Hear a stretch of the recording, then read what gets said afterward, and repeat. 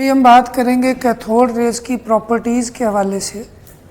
आपको पता है हमने लास्ट टाइम पढ़ा था कि कैथोड रेज जो हैं वो कैथोड से प्रोड्यूस होती हैं और जो उसकी अपोजिट वाल होती है डिस्चार्ज ट्यूब के अंदर उसके साथ जाके टकराती हैं, वहाँ ग्लो पैदा होता है।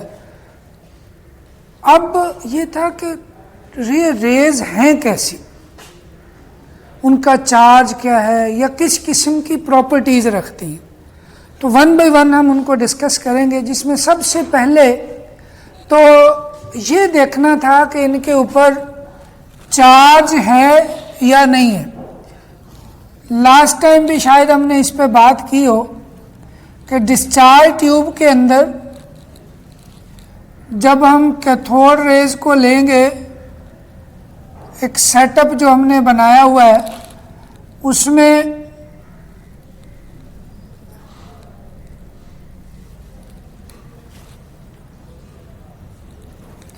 एक तरफ कैथोड है, उसको नेगेटिव से जोड़ा हुआ है, एक तरफ एनोड है, पॉजिटिव से जुड़ा हुआ है। यहाँ पे हमने लो प्रेशर पे, बहुत ही कम प्रेशर पे गैस ली हुई है और इसमें जो रेडिएशन प्रोड्यूस हुई उनको हमने देखा कि वो कैथोड से प्रोड्यूस होके अपोजिट साइड पे जा रही। तो सबसे पहले ये देखना था कि इनके ऊपर चार्ज है या नहीं है। तो इस ट्यूब के इस तरह से साइडों पे, अगर ये ऐसे ट्यूब है तो उसको इस तरह से नॉर्थ और साउथ पोल दिए गए मैग्नेटिक फील्ड। ये काम किसने किया? जे पेरिन। मुख्तलिफ इसने मैग्नेटिक फील्ड अप्लाई किया।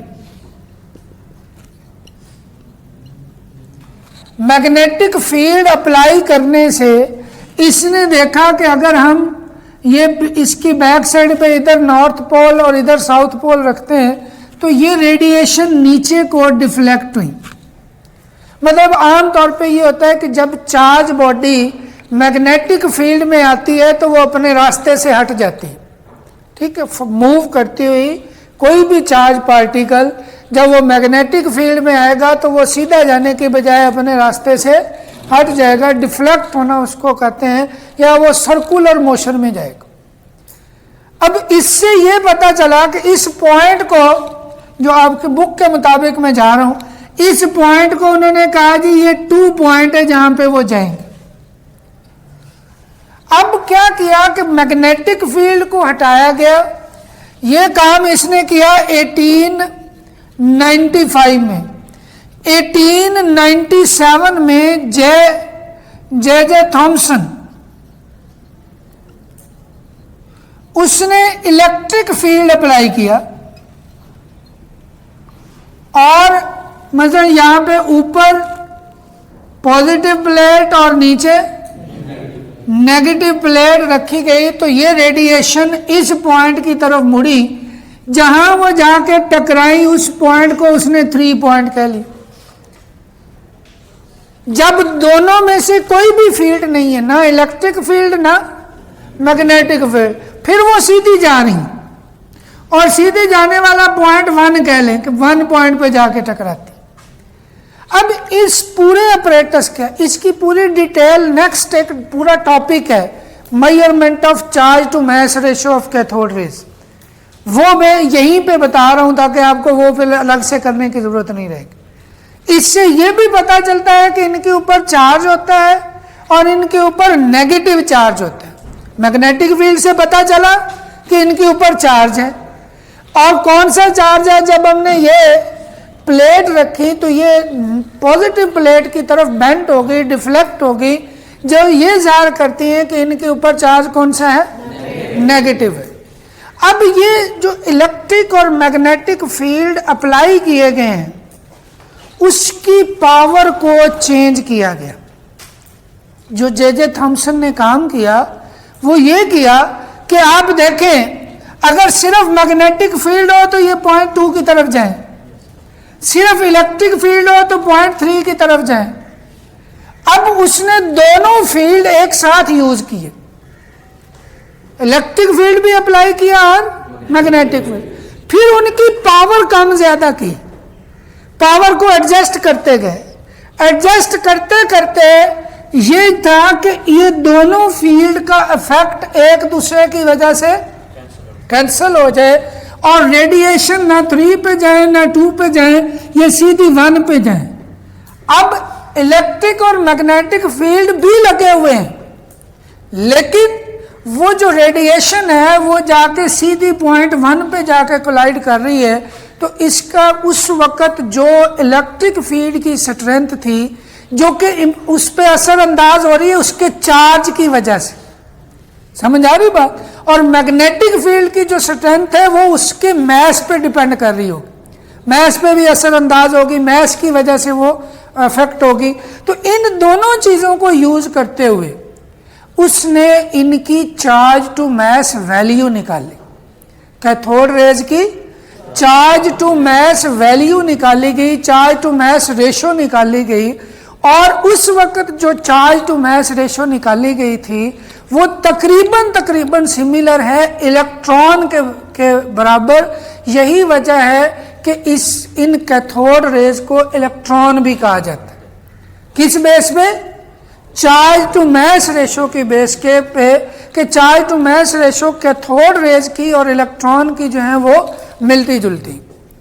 अब ये पूरा ऑपरेटस हमें बताता है कि उसके ऊपर चार्ज क्या है और उसका जो है उसके ऊपर इलेक्ट्रिक और मैग्नेटिक फील्ड का इफेक्ट कैसे होता है। ठीक है, मतलब इससे हमें यह इंफॉर्मेशन मिली कि कैथोड रेज जो है वो नेगेटिवली चार्ज रेडिएशन है। पहली बात, जो पहला पॉइंट इसकी प्रॉपर्टीज में बताया हुआ। दूसरा पॉइंट यह है कि जब ये रेडिएशन जब ये कोलाइड करती हैं तो चूंकि इनकी एनर्जी होती है, रेडिएशन है, कुछ ना कुछ इनकी एनर्जी है। जब ये किसी चीज के साथ जाके टकराती हैं तो अपनी एनर्जी उसको कुछ ट्रांसफर करती हैं, जिसकी वजह से उस चीज की एनर्जी बढ़ती है और उसके बढ़ने की वजह से वो दोबारा जब असली हालत में आती है तो वो चीज चमकती है, उसमें ग्लो होता है, उसको फ्लोरिसेंस बोलते हैं। तो यहां पे ये जो वॉल थी, ये टेस्ट इस डिस्चार्ज ट्यूब की जो ये वॉल थी, जब ये कैथोड रेज यहां आके टकराती हैं तो वहां पे ग्लो पैदा होता है, चमक सी पैदा होती है। उस ग्लो को एक खास टर्म हम बोलते हैं फ्लोरिसेंस। फ्लोरिसेंस होता है किसी चीज का चमकना जब उसके ऊपर लाइट पड़े, जब उसको एनर्जी दी जाए, और जब आप उससे वो एनर्जी हटा लेंगे तो वो उसकी जो चमक है वो भी खत्म हो जाएगी। ये दो तरह की होती है, एक फ्लोरिसेंस होता है, एक फास्फोरिसेंस होती है। ये वर्ड लिखा हुआ है आपकी बुक में, फ्लोरिसेंस। अब फ्लोरिसेंस और फास्फोरिसेंस में फर्क क्या है? अक्सर आप देखते हैं, आप रोड पे जब जा रहे होते हैं ना, आपकी गाड़ी की जो बाइक की लाइट्स होती हैं वो जब पड़ती हैं, जो साथ लगे वो जो साइन बोर्ड वगैरह होते हैं येलो या रेड कलर के, वो चमकते हैं। आपकी लाइट, आपको ऐसे लगता है जैसे उनकी अपनी रोशनी, ठीक है, लेकिन आप लाइट्स बंद कर दें तो वो रोशनी भी खत्म हो जाएगी। या जो सड़कों पे वो जो येलो कलर की पट्टियां लगी होती हैं, उनमें भी वो चमक सी होती है कि उनके अंदर वो केमिकल इस किस्म का होता है कि जब उनके ऊपर लाइट पड़ेगी तो वो फ्लोरिसेंस शो करते हैं। फास्फोरिसेंस भी इसी तरह की चमक ही है। इसमें फर्क ये होता है कि फ्लोरिसेंस में आप लाइट बंद करें, चमक फौरन खत्म। फास्फोरिसेंस होता है कि आप जब लाइट बंद करते हैं तो वो चमक एकदम से खत्म नहीं होती, बल्कि आहिस्ता आहिस्ता आहिस्ता वो खत्म हो रही होती है। वो उसके अंदर जो मौजूद केमिकल होते हैं उनकी नेचर पे डिपेंड कर। तो ये भी फ्लोरिसेंस की वजह से इसका कोई ना कोई कलर जो है वो शो होता है।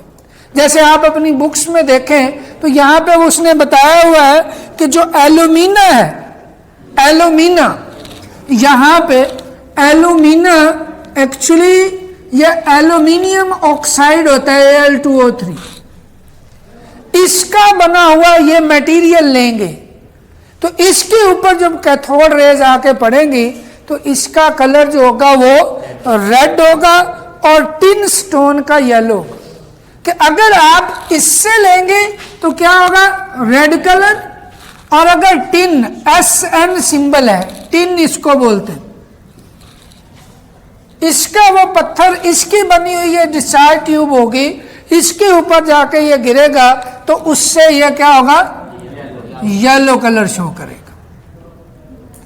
ठीक है, तो ये जिस मटेरियल पे कैथोड रेज पड़ेंगी उसके अंदर कौन सा केमिकल है, उसकी कंपोजिशन क्या है, उसके लिहाज से उसका कलर जो है वो होगा। ये नहीं है कि कैथोड रेज की वजह से उसका कलर जो है वो बदल जाए। क्लियर होगी बात। नेक्स्ट पॉइंट ये है तीसरा कि अगर आप, ये एक डिस्चार्ज ट्यूब है, इसमें आपने इस ट्यूब में इधर से रेडिएशन आ रही, आपने इनके दरमियान में इनके रास्ते में कोई ऐसा ऑब्जेक्ट रख दिया, इसको बोलते हैं ओपैक ऑब्जेक्ट। ओपैक कौन सा होता है, ओपैक किसे बोलते हैं, गैर शफाफ, जिसमें से लाइट पास नहीं होती। जैसे ये जो शीशा होता है ना, ये ट्रांसपेरेंट होता है, ट्रांसपेरेंट का अपोजिट कह लें ओपैक होता है, कि जिसमें से लाइट पास नहीं होती। जैसे ये दीवारें हैं, इसकी बैक साइड पे इधर से लाइट नहीं जा सकती। ठीक है, तो जब ये रखा गया तो इसके पीछे इसका साया बना। ये जो साया बना ये शो करता है कि ये शैडो बन गया। इसका शैडो क्यों बनता है, रोशनी की वजह से। और रोशनी की वजह से कैसे बनता है, आप देखें इसके पीछे अगर शैडो बनेगा इस हाथ का, वजह यह है कि इधर से रोशनी पड़ रही है, सारी रोशनी इस सारे हिस्से को चमका देगी, लेकिन जो बिल्कुल इसके हाथ के पीछे वाला हिस्सा होगा ना, वहां पे रेडिएशन नहीं पहुंच जाएंगी। क्यों, क्योंकि इस हाथ ने उनको रोक ली, वो रेडिएशन रुक जाएंगी। तो इसके पीछे वाली वो जगह जो है वो साए वाली जगह होगी, वहां शैडो इसका होगा। अगर ये रेडिएशन अपना रास्ता बदल सकती होती तो ये इधर से आती, यहां इसको देखती कि ये हाथ है, ये यहां से ऊपर हो जाती, यहां से जाके फिर नीचे होके फिर उसको चमका देती, तो उसका शैडो कभी भी ना बनता।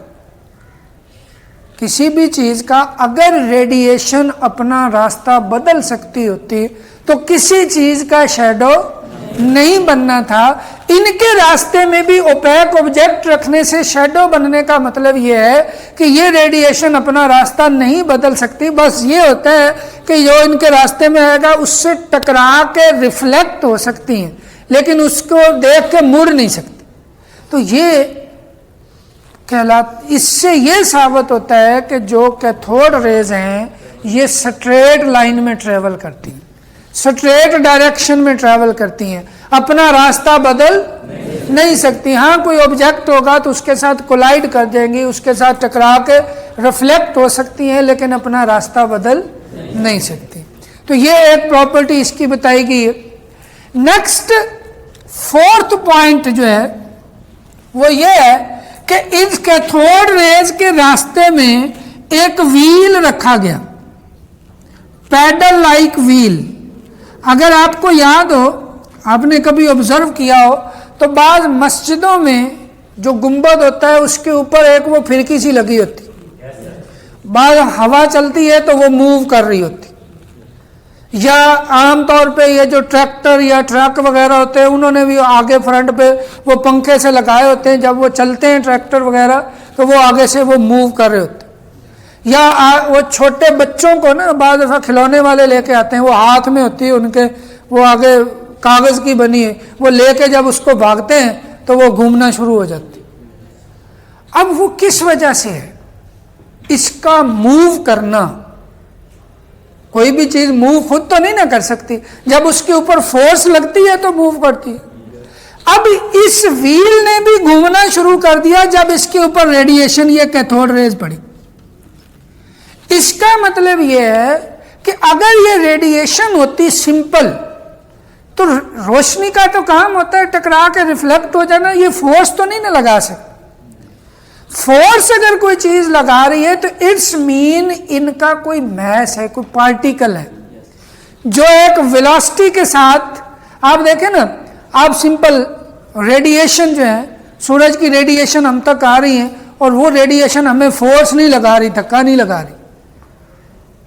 लेकिन आपको अगर कोई पार्टिकल कोई ऐसे मारता है या आप कुछ पार्टिकल लेके ऐसे मारते हैं तो वो उनकी मैस और वेलोसिटी मिलके एक उनका मोमेंटम बन जाता है, एक फोर्स बन जाती है जो वो अप्लाई करते हैं किसी दूसरे।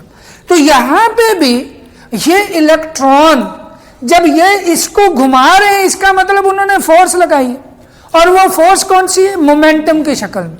और मोमेंटम उस चीज का होता है जिसका कोई मैस हो और वो एक पर्टिकुलर वेलोसिटी के साथ मूव करता हुआ आके कोलाइड करेगा तो फोर्स लगाएगा। यहां से ये बात साबित होती है कि ये रेडिएशन कोई सिंपल रेडिएशन नहीं है, बल्कि इनका मैस भी है, और मैस होता है पार्टिकल का। तो इससे ये जाहिर होता है कि ये ना सिर्फ रेडिएशन है बल्कि ये पार्टिकल भी है। क्लियर होगी बात? यही वजह है कि ये आगे जाके हम पढ़ेंगे भी कि ये ड्यूअल नेचर होती हैं, ये आम रेडिएशन की तरह भी है और ये पार्टिकल नेचर भी है। और पार्टिकल नेचर होने की वजह से इनका मोमेंटम होता है जब वो एक वेलोसिटी के साथ मूव करते हैं, और उस मोमेंटम की वजह से ये इस व्हील के ऊपर फोर्स लगाएंगे जिसकी वजह से ये पैडल लाइक व्हील जो है वो घूमना शुरू हो जाता है। क्लियर होगी बात? जो एक इसकी ये प्रॉपर्टी है। उसके बाद अगर आप देखें तो चूंकि ये कैथोड रेज हैं, इनकी एनर्जी होती है। जब ये लार्ज एटॉमिक मैस वाले एलिमेंट के साथ, मेटल के साथ कोलाइड करती हैं तो कुछ एनर्जी लॉस भी होता है, और वो जो एनर्जी लॉस होता है वो भी रेडिएशन की शक्ल में होता है। और वो रेडिएशन की जब हम उनकी नेचर देखते हैं तो वो एक्स रेज की तरह होती है। यही वजह है कि ये नेक्स्ट पॉइंट ये बताया हुआ है कि जब ये लार्ज एटॉमिक मैस वाले एलिमेंट के साथ टकराती हैं, स्ट्राइक करती हैं, तो उसमें से एक्स रेज प्रोड्यूस होती है। क्लियर होगी बात? अच्छा जी, उसके बाद नेक्स्ट पॉइंट पे अगर आप चलें तो उसमें यह बताया गया है कि ये मैटर के ऊपर जब फॉल करती हैं तो हीट प्रोड्यूस होती है, हीट लॉस होती है, डेफिनेटली ये एनर्जी होती है, हीट प्रोड्यूस होती है। और जब हम कोई कैथोड रेज कनकेव शेप का लेते हैं, कनकेव शेप कौन सी होती है? ये वाली, ऐसे करके, तो ऐसे से अगर कैथोड रेज निकल रही हो तो इन तमाम रेडिएशन का फोकस एक ही पॉइंट हो जाएगा। मसलन आप देखें ना, ये आपके पास एक इस शेप में हो तो यहाँ से जो रेडिएशन निकलेंगी वो इधर जाएंगे, यहाँ से रेडिएशन निकलेंगे इधर जाएंगी। ये सारी की सारी ऐसे एक पॉइंट पर फोकस करेंगे, ये वाला पॉइंट। वो कहता है कि यहाँ पर अगर आप प्लेटिनम फॉयल रख ले तो वो ग्लो करना शुरू हो जाता है, उसमें चमक आ जाती है। कि इन कैथोड रेज की अगर फोकस किया जाए तो उससे प्लेटिनम के ऊपर स्ट्राइक करें तो उसमें ग्लो आ जाता है, वो चमकना शुरू हो जाती है। उसके बाद है जी, cathode rays can ionise gases. ये बेटे ऐसे ही है, कैथोड रेज जैसे मैंने आपको शुरू में बता दिया कि ये इलेक्ट्रॉन होते हैं, और इलेक्ट्रॉन इस तरह से हैं कि जब हम इनको मूव करवाते हैं तो इनकी एनर्जी भी हाई होती है और इनकी स्पीड भी बहुत ज़्यादा होती है, इलेक्ट्रॉन बीम की शक्ल। ये जब किसी मैटर पर पड़ेंगे तो उसमें से इलेक्ट्रॉन को नॉकआउट कर देते। आप ऐसे समझ लें जैसे एक छप्पड़ हो, तालाब सा हो, उसमें आपकी बॉल चली गई है, ऊपर पड़ी हुई है पानी में। अब उसके अंदर आप जा नहीं सकते, उस पर आप पहुंच नहीं सकते, आपने बॉल भी निकालनी है, तो आप क्या करते हैं, कोई और बॉल लेके या कोई छोटे छोटे पत्थर लेके उस बॉल को ऐसे मारते हैं, अब जो आप मारेंगे उसकी फोर्स इतनी ज्यादा होगी, एनर्जी इतनी ज्यादा होगी कि वो उस बड़े बॉल के साथ कोलाइड करेगा, टकराएगा, उसको भी साथ ही निकाल के ले जाएगा। इसको कहते हैं नॉकआउट कर देना। कि ये कैथोड रेज बेसिकली ये इलेक्ट्रॉन ही है। जब ये किसी मटेरियल पर पड़ते हैं, गैसेस पर, तो उसके इनकी स्पीड और एनर्जी ज्यादा होने की वजह से इसके जो लूजली बॉन्डेड इलेक्ट्रॉन होंगे उसके साथ ये कोलाइड करेंगे और उनको साथ ही अपने ले जाएंगे, नॉकआउट कर देंगे। और आपको ये पता है कि जब किसी एटम से, किसी मटेरियल से इलेक्ट्रॉन निकल जाए तो उसके ऊपर क्या होता है? चार्ज आ जाता है। कौन सा चार्ज आता है? पॉजिटिव चार्ज आता है। जब किसी एटम से इलेक्ट्रॉन निकलेंगे तो उसके ऊपर पॉजिटिव चार्ज आ जाता है। और पॉजिटिव चार्ज का आना मतलब उसका आयन बन जाना। वो आयन बन गया। अब आयन किस वजह से बना? उस इलेक्ट्रॉन बीम की वजह से जो आपने उसके ऊपर स्ट्राइक करवाई, ठीक है। और वो जो है वो बेसिकली क्या है? कैथोड रेज है। तो इसका मतलब कैथोड रेज की मदद से आप गैसेस में से इलेक्ट्रॉन निकाल सकते हैं। और जब इलेक्ट्रॉन निकाल सकते हैं तो इसका मतलब वो आयन बन जाते हैं, वो आयोनाइज हो जाते हैं। क्लियर होगी बात? तो ये कैथोड रेज आयोनाइज करने में भी इस्तेमाल होती हैं, किसी चीज के आयन बनाने में भी इस्तेमाल होती हैं, गैसेस की। क्लियर होगी बात? नेक्स्ट पॉइंट पे चले तो लिखा हुआ है जी इनकी वजह से केमिकल रिएक्शन होते हैं। और ये बताया हुआ है because they have a reducing effect. इसमें जाने से पहले थोड़ा सा आपको ये आइडिया होना चाहिए कि रिड्यूसिंग इफेक्ट क्या होता है, रिडक्शन क्या है। सुना है कभी रिडक्शन के बारे में? क्या होता है रिडक्शन?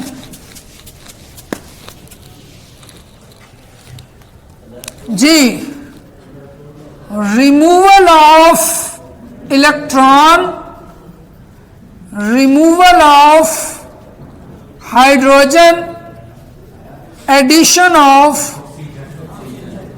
ऑक्सीजन।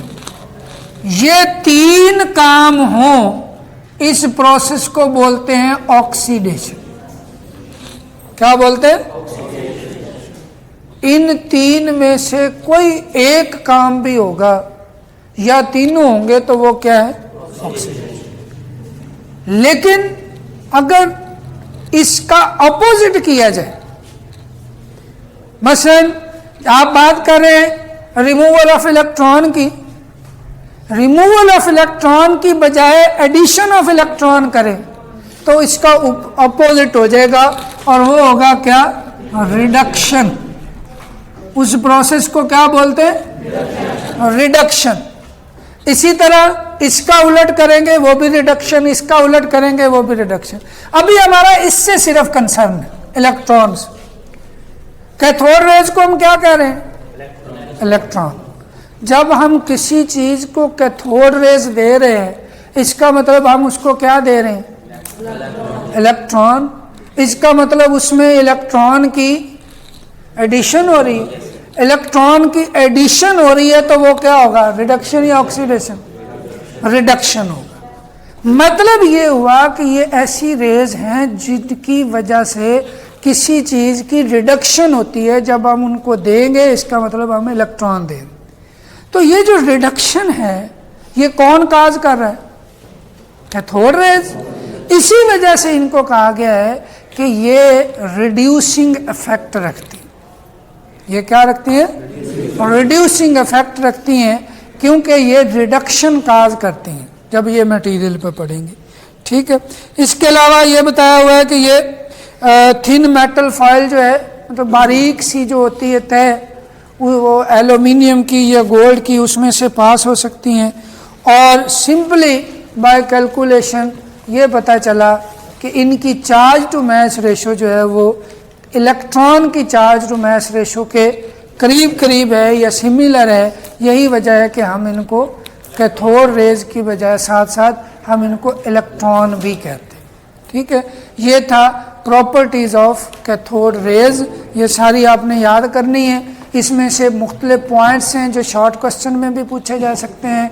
इनमें से एमसीक्यूज भी बन सकते हैं और ये पूरा का पूरा प्रॉपर्टीज़ वाला एक लॉन्ग क्वेश्चन भी उसमें से पूछा जा सकता है। चले, थैंक यू। बंद।